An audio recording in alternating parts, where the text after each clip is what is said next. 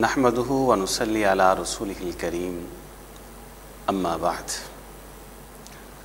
रसूल करीम सल्लल्लाहु अलैहि वालैहि वसल्लम के अहद मुबारक के अंदर और ज़माना मुबारक के अंदर ये जो मस्जिद होती थी ये सिर्फ़ मुसलमानों की इबादत की जगह नहीं होती थी, बल्कि ये मस्जिद मुसलमानों के लिए एक मैरिज हाल भी हुआ करता था।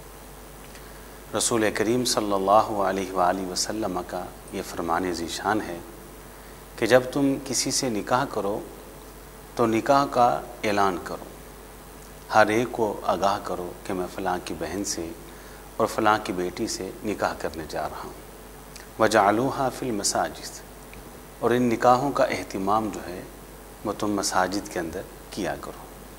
लेकिन उम्मत मुस्लिमा ने नबी अलैहिस्सलातु वस्सलाम के इस फरमान और हदीस को छोड़ा है।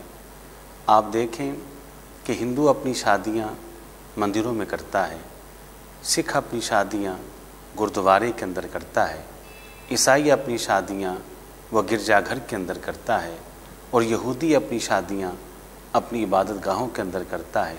और मुसलमानों की शादियों का जो हाल है वो मेरी और आपकी निगाहों के सामने है।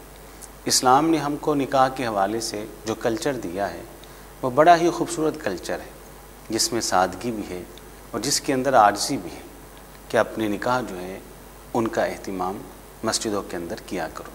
अगर नबी अलैहिस्सलातु वस्सलाम के इस फरमान ज़ीशान पर अमल हो जाए और निकाहों का एहतिमाम जो है वो मसाजिद के अंदर मसनून तरीके से होना शुरू हो जाए तो बेशुमार खुराफात और बेशुमार रसूमात ऐसी हैं कि जिनसे हम महफूज रह सकते हैं।